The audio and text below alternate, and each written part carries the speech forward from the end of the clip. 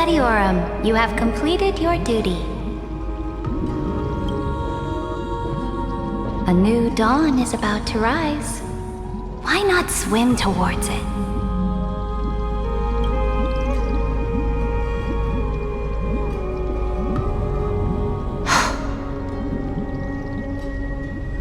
You died long ago, Imperator.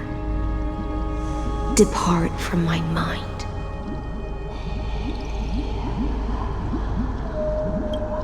But your duty towards the Imperator did not die with me.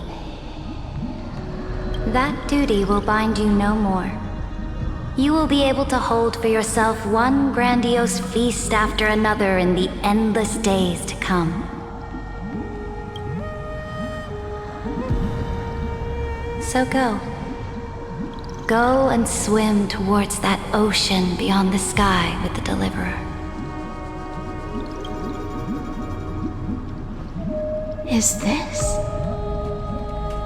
A page out of that sidekick's book. I commanded her to gift this page to you when everything finally reaches the end. What's on this page? Memories. Lifelike memories. That sidekick found me after the bloody feast 1,000 years ago and showed me her diary. I saw within that notebook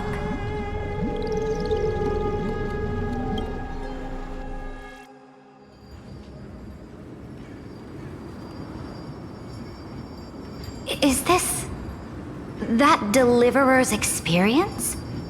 It's truly immersive. People beyond the sky apparently utilize this power to seal past scenery into crystals they call light cones. But I only know so much about the remembrance, so I can't completely replicate the past. But I'll do my best to talk about the missing parts. I'm all ears. Go on then. Do your best.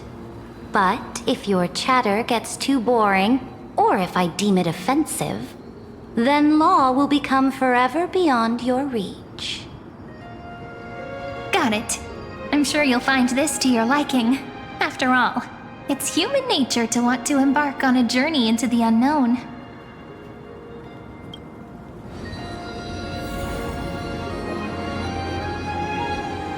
A direct offensive, or crush them from the flanks. What brightly colored annals. The journey of the Deliverer's conquest. Let me partake in it.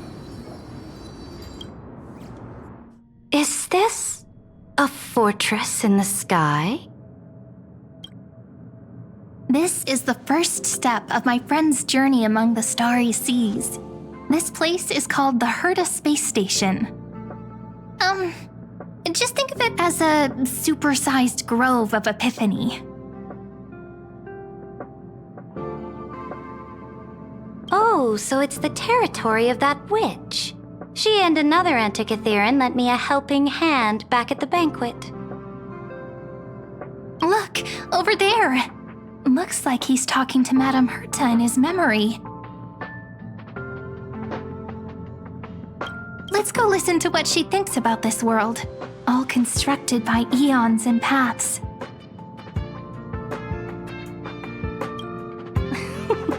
Are you telling me that woman is Herta? She seems short. Pretty nice space station, huh? But just wait. After a couple more stops on the Astral Express, you'll see sights that'll make this place look ordinary.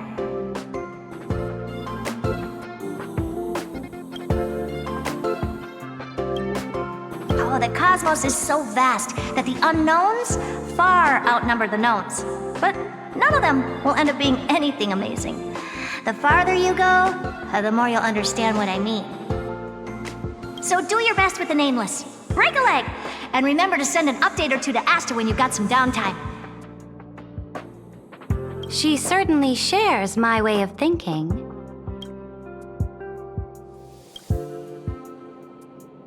Only that instead of a conquest through blood and fire, they chose a gentler path. People call Madame Herta and Mr. Screwlum geniuses. Apparently, only the smartest people in the cosmos can receive the blessings of Nous, Amphorius' true creator. Do you mean that even individuals of such nobility are merely subordinates to a god? On the contrary, after all, it was the very first of them who created the god.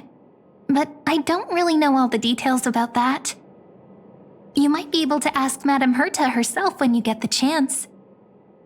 Let's go check out some other worlds next, shall we?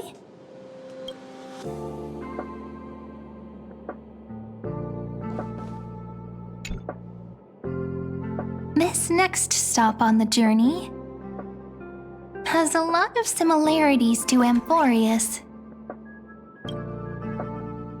A snow-covered land? Interesting. This star is named Eurillo 6. That name sounds so cold. Belobog sounds better. The girl we see here holds a similar station to you, Imperator. She's the supreme guardian of this world, a leader who took up the mantle of government during a disaster. I did not expect the Empress of this world to be so young. Well, your appearance isn't much older. The object in the distance resembles Nikador. Is it a weapon? No, it's called... Right! The Geological Reconstruction Unit. It's all thanks to you that we survived the crisis. The collaboration with the IPC is both an opportunity and a challenge. Nonetheless, it's an important step in our journey back into the universe. This world was sealed beneath its sky just like Amphorius was, and they only managed to reconnect with the stars when the Nameless arrived. That IPC she spoke of, is it a more powerful organization? Yes, the IPC conquered many worlds through trade and opened up a vast territory that way. There are many such powerful alliances beyond Amphorius, and they all walk on roads different from the destruction. Coming back to the Supreme Guardian and her Belobog, didn't they find a peaceful way to enter the interstellar community? That cannot be true. That IPC would never have grown so big on trade alone. It may pretend to be a wealthy merchant with clean hands, but I am willing to bet that it grew fat on gory oppression and bloodshed. Its path of conquest must have had no mercy for the weak and would have destroyed them if needed. Are you telling me that this snowland never thought about tossing its dignity to the wind and kneeling to the IPC? I will not believe it. I will never allow the Imperator's empire to be sullied by others. Amphorius must become a power so strong that no interstellar foreigner would dare to look down upon us. Imperator, Belobog isn't as weak as you imagine. Listen. I indeed hesitated, but now I understand what we must do. Belobog must learn how to walk on her own until she no longer needs the support of others and can stand on her 2 feet among the stars. Even if I may not live to see it, I believe such a day will surely come. They still have their dignity intact. One day, that hope will melt through the ice and help them into a prosperous tomorrow. But the order of the cosmos is already set in stone. The old laws decree that only the strong survive, binding the weak in an unbroken chain until they wither and turn to dust. Unless Amphorius must shatter the old law and become the new order among the stars. Speaking of the Order, another one of my friend's companions may be able to enlighten you further on that. Let's go to the next page. I indeed hesitated.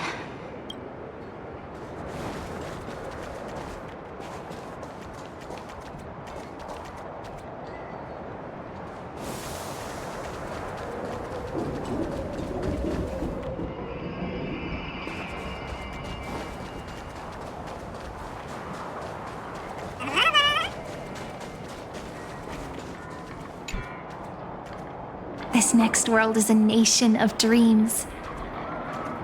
The first time I heard about that place, I didn't even know what to think.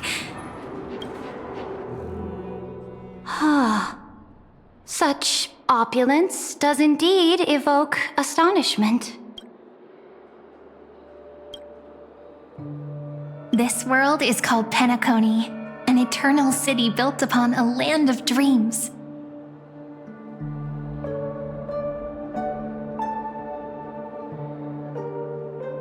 It's also my friend's previous stop, where they went through a risky but exciting adventure. Tell me about it then. That man standing afar has wings on his head. I am...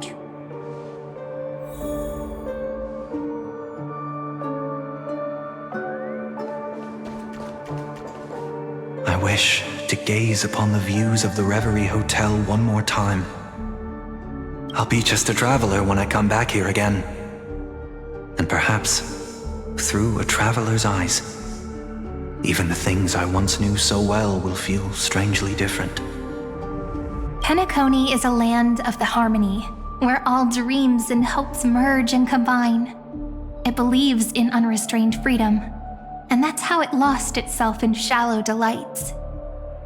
Then, this young man before you chose to rewrite its laws, using the power of the Order, hoping to shape a dream-bound paradise of perfect happiness. Yet, the paradise of my dreams remains far away. Perhaps a brief journey with the Nameless can show me more possibilities in my search for paradise.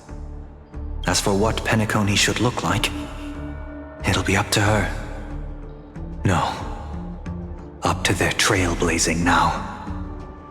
Oh, it sounds like this ideal kingdom is no more. That's right. The people chose to wake up at the end. You can't see tomorrow when drowning in sweet dreams. This individual's law acknowledged only gods and constructs, leaving no space for humanity. And yet, the fact that he could accept defeat and resume his journey shows a rare self-awareness and clarity of mind. You are also very self-aware, Imperator. Then you must know that the world promised by the destruction also has no place for humanity. I am indeed very aware of Lycurgus's honeyed words of deceit.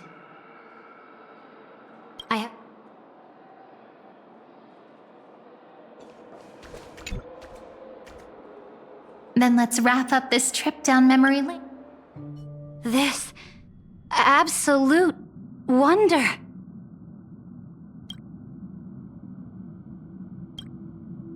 Isn't it pretty?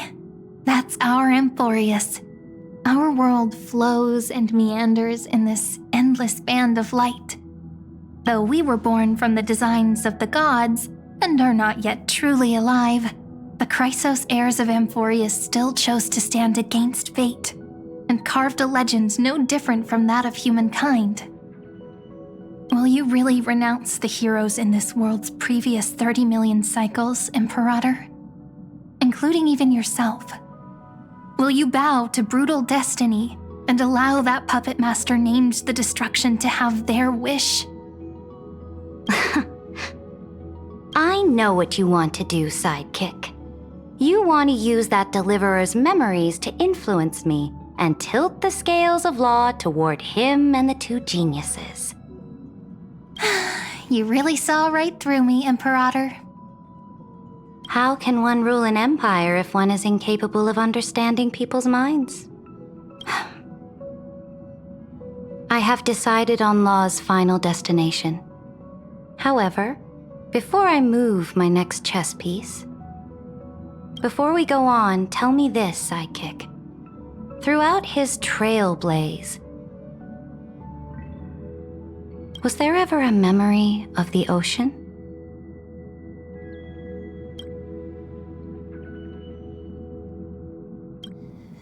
The ocean. My cradle. My home. You shall complete your conquest in the ocean at the boundaries of this world. You shall eternally slumber in the sound of tides, and complete your conquest in the ocean at the boundaries of this world.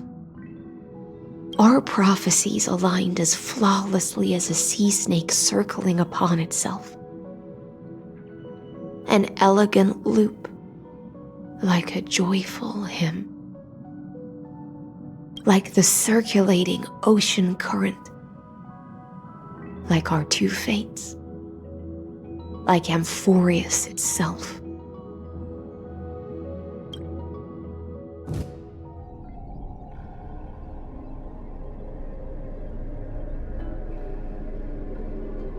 The trial is over.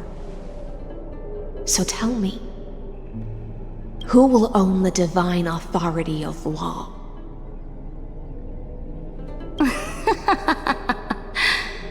I won't give it to anyone. What? I am the law. Why should I give my imperial crown to any other? Both the Deliverer and the Theoros came from beyond the sky. They have no right to interfere with the lands I conquered with my own two hands. The law of Amphorius shall be determined by Amphorius's master. What exactly did you see in the trial? Everything. I saw everything regarding the rules of this world's operation. I saw the laws of extrapolation that Theoros spoke of. I saw the ultimate protocol.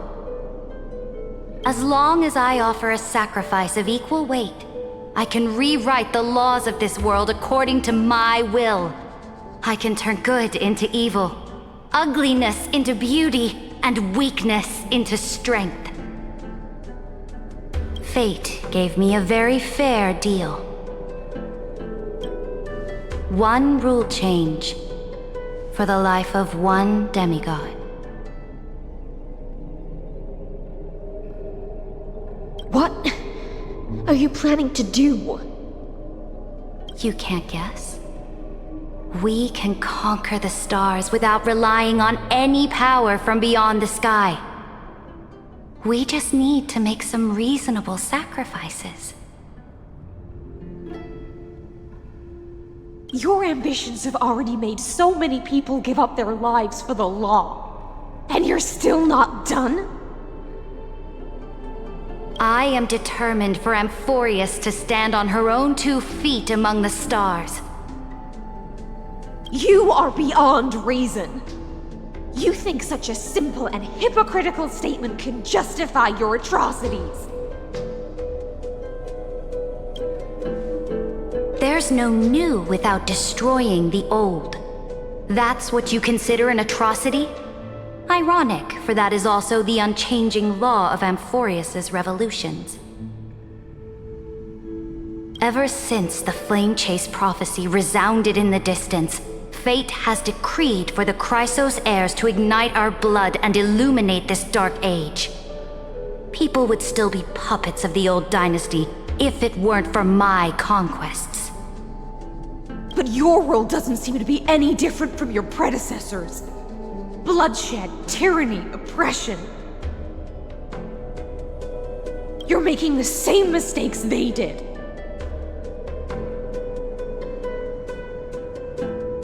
Go and see everything for yourself. Go to any library I've built. Go listen to the rumors on every street corner. Go and witness how the Imperator crushed the old laws and forged new ones. Go and see what my conquests brought to this world.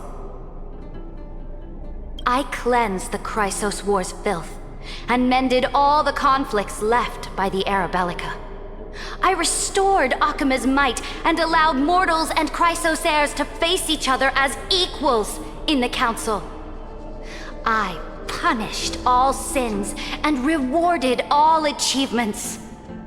I smashed Talantin's shackles, united humankind to save themselves, and started the Flame Chase era. That's what the Imperator has done in her glorious life. So now, hearken to my final words. History will eventually forget Saridra, but it will never forget the Imperator's people or the Flame Chase era she began. Final words.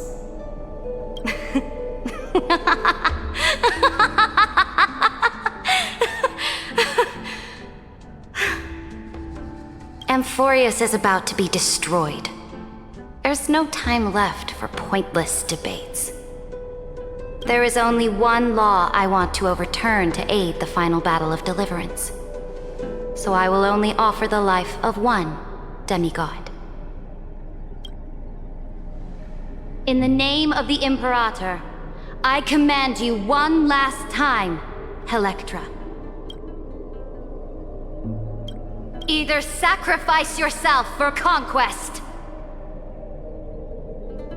or pierce this tyrant's chest with your sword. Thus, the Imperator concluded her final speech. At the end of her life, at the last moment before she stepped onto the altar, she gave her most loyal subject the choice to decide fate, just as she promised her compatriots before her very first campaign. My blood flows in you now. Heroic compatriots, follow me, and we'll seize fate's reins! The Imperator fell. Some say that the Dux Gladiorum turned traitor and killed her liege. Some say that she imprisoned the tyrant in a shallow pond of water, then left. Which meant the Imperator had to kill herself to rewrite the law. There are countless stories about her death. All we can be sure of is when the knight left the vortex, the Imperator was still mumbling about their past conquests together. The beginning and the end of her existence. Imperator, wait! How could someone of your status come to the front lines? Let me be the flag bearer!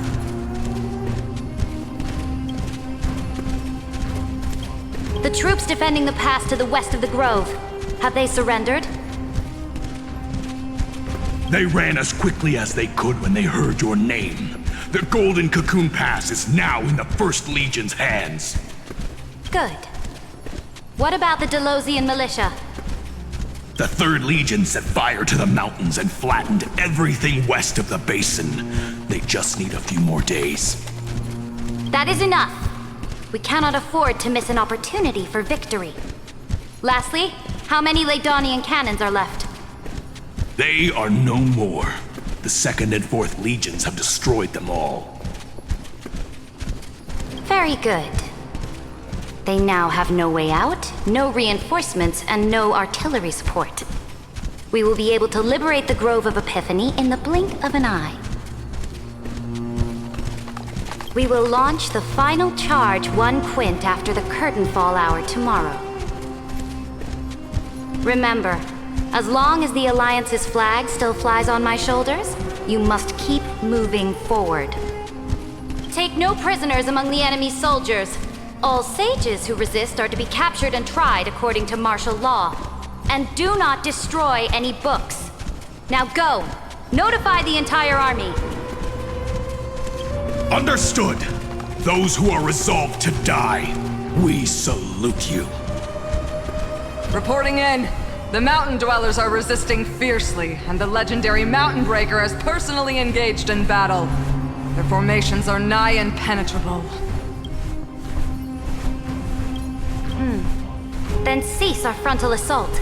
Send scouts to all legions and tell them to retreat into the Tritos Plains before the parting hour. What? Are you planning to surrender? It's a strategic change of plans. The seismic walking dragon is enough for that battlefield. Walking dragon? You mean that stupid beast, Terravox? What can they even do? Stupid? No. They are the wisest of all of Giorio's creations. Only they can perceive the currents of time. Let them deal with their earthly brethren. We will advance and take the lead in defeating what remains of our enemy. I will deliver the most fiery retribution for the humiliation they dealt us, and crown myself with a god-slaying wreath. Understood. I'll see to it. Those who are resolved to die, we salute you. The Temple of the Three Fates sent a letter, Imperator.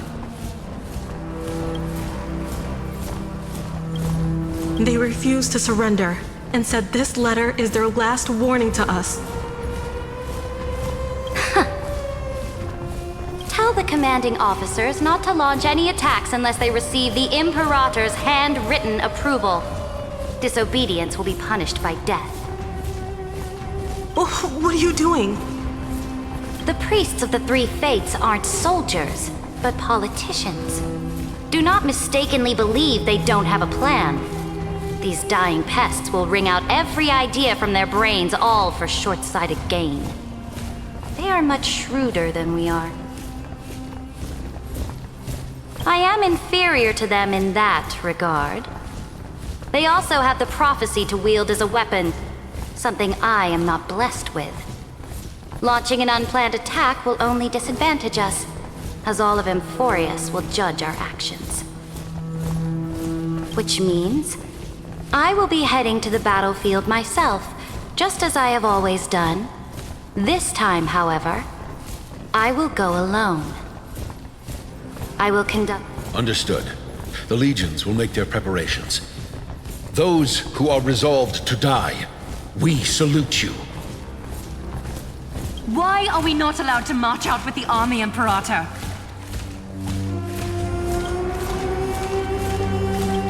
This will be a long voyage with no return. Those of you who bear the prophecy cannot come with me. Why are you personally leading this battle if it's doomed to fail? The Flame Chase journey cannot be without a leader. That is correct. The Empire will be without a head when the Imperator falls. But remember, as long as you seize the right opportunities, even a chaotic game will remain winnable. My departure will create a long staircase for you. You will understand what I mean when news of my death reaches your ears. Saridra, is our journey about to be over? Destroy the old laws and forge new ones. My conquest has reached its limits within the borders of Amphorius. Since the prophecy already decreed that the Imperator would never conquer the stars as she wished, I will bow out here and try no more. More Chrysosaurs bearing divine authority will be born, and many more heroes will arise. Will they demand peace or war? Will they resist tyranny or become the next Imperator? I do not care. The children of the future will decide for themselves. Do not mourn for me. Anyone can kill the Imperator. But the only one who can truly destroy her is Saridra. At the end, I faithfully recorded the most important battles in the Imperator's life. Her conquest was about to be completed at this point in the story. However, for some reason, a memory suddenly entered my mind just as I was about to put down my pen. It was a journey on a fantastical train. I had the honor of having a heart-to-heart conversation with the Imperator under the stars. And I asked her this question at the end of that discussion. How do you want history to remember you? As a hero who gave up her life for the flame chase? Or as a tyrant? She answered so quickly, as if I would rather be forgotten than be defined.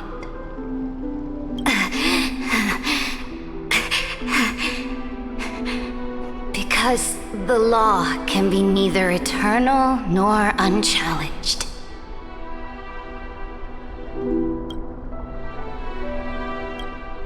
And only humanity can pen laws into history's pages.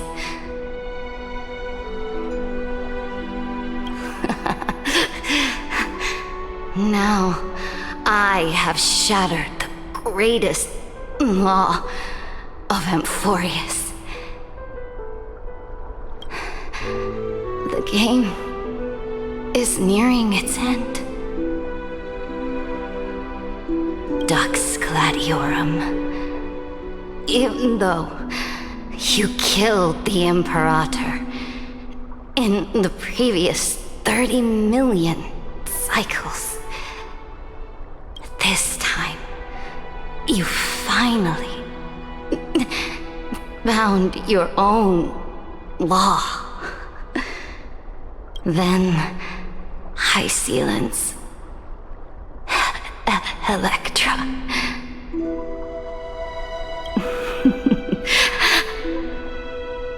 I will ask someone to deliver the prophecy's ocean at the boundaries of this world to you.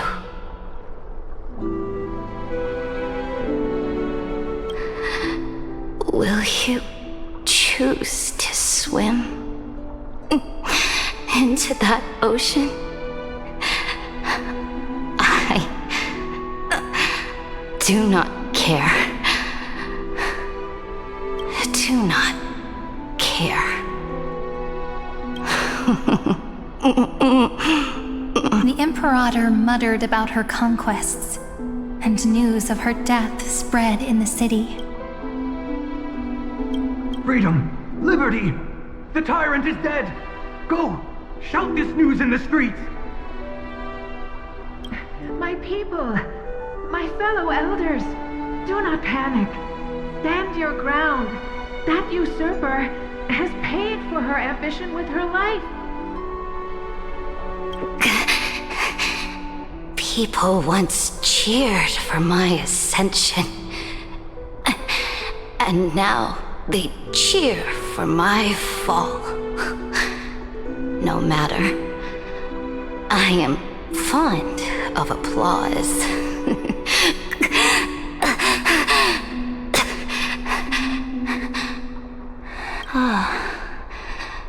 I see the cosmos, the battlefield that I cannot reach. I will return in the next cycle. The stars will hear my legion's war drums. Hear the great name of the Imperator.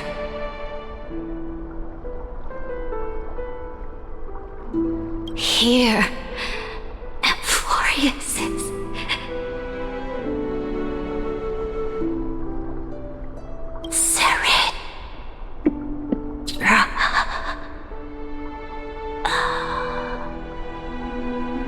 To this day, we do not know which rule the Imperator overwrote at the cost of her life. Perhaps the truth will only be revealed at the moment of checkmate, just like every chess game she ever played.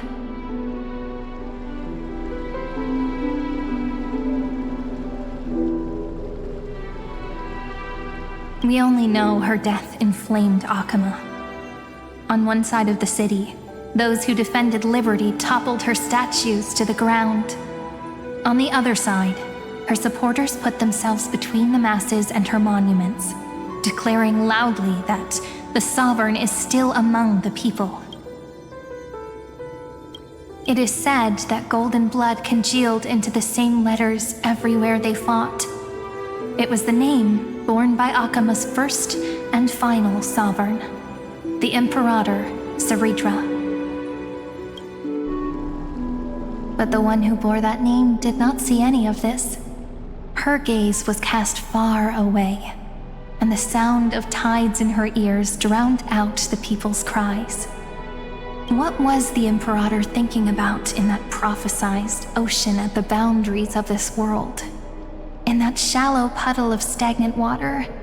Was she reminiscing about her past conquests? Or repenting for the millions killed for the flame chase?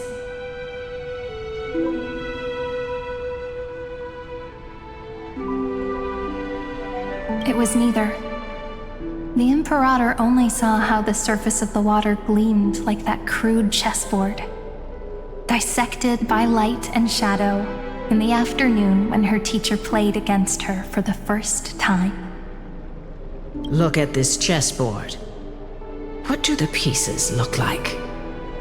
They are strangely beautiful. They look like the stars in the night sky ablaze.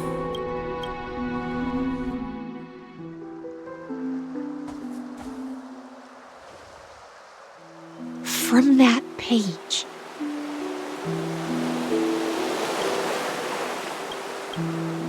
emerged an ocean.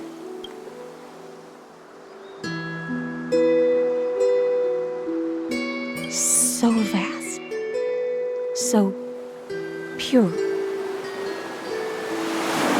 Not a single trace of corruption. Is this Saritra? Electra, my subject. Ever since you walked out of the tainted ocean and pledged yourself to me, I have seen the abyss in your eyes and the emptiness in your heart. That was why I promised you a new ocean, where the Imperator's ambitions would serve as the currents, and loyalty would be its light. Electra, my subject. You have done your duty as my blade. The prophecy has now made its final decree on the road I intend to walk. But the Imperator never makes empty promises. So take this memory, this ocean, beyond the sky, as witnessed by the Deliverer. This is the final gift that the Imperator can leave for her subject.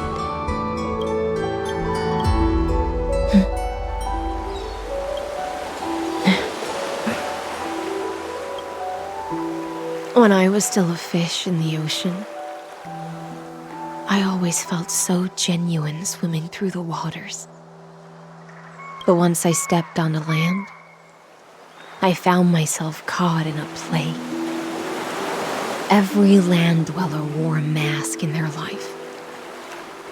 So I, too, donned a costume and tried to find my role in this show. I became your blade in war and the violin strings at banquets. Do you still not get it? I do not long for the oceanic depths of my homeland. Nor do I crave the swelling seas beyond the sky.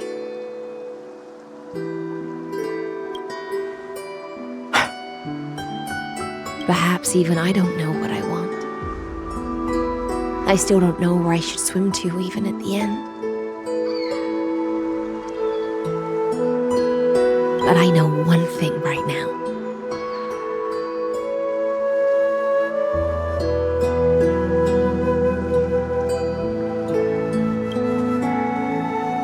A fish is simply a fish. And she can never leave the ocean she's in. But whether under the ocean or on land, We two prisoners who can never escape this cave can still look outside the cave and see the stars. I have to admit, the 12-factor simulation of life in this experiment has far exceeded my expectations. Make your choice then, senior society member. Do you want to keep walking down the wrong path and be remembered for your incorrect conclusions? Or do you want to return to the audience's seat and give yourself, Amphorius, and the entire cosmos a more fitting end?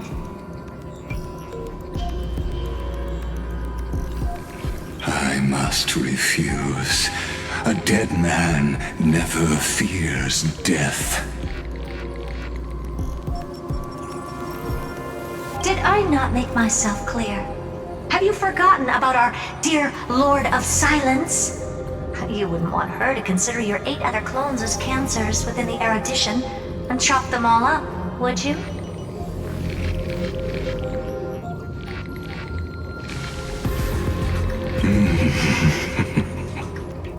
Your logical deductions are vastly different from mine. Therefore, allow me to provide one more academic recommendation. Listen, my peers. Why don't you look beyond this world? Just as the Chrysos heirs did. Re-evaluate your calculations and take into account all enemies in the upcoming war among the Eons. Amphorius is not a place where 3 paths entangle, but where 3 paths fight to the death. You used Memoria to resist me, but did you not consider the possibility that the Remembrance and their children might have taken this opportunity to join the fray as well?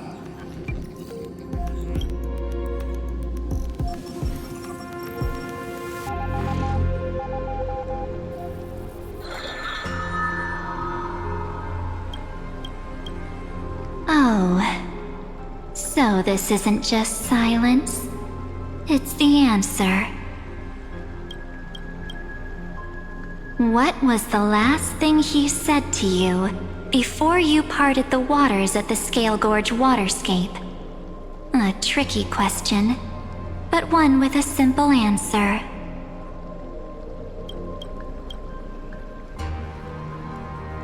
He didn't say anything back then, right?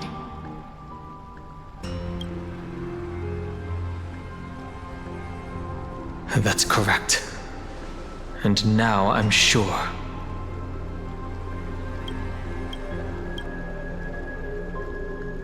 You are not March 7th. There's no way she would remember that detail.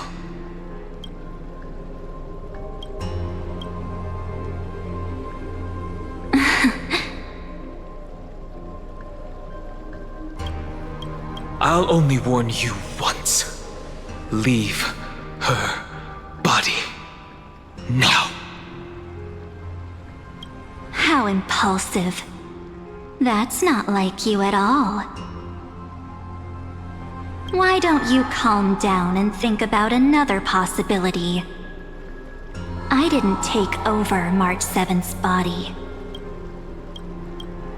Rather, it's March 7th who regained my memories.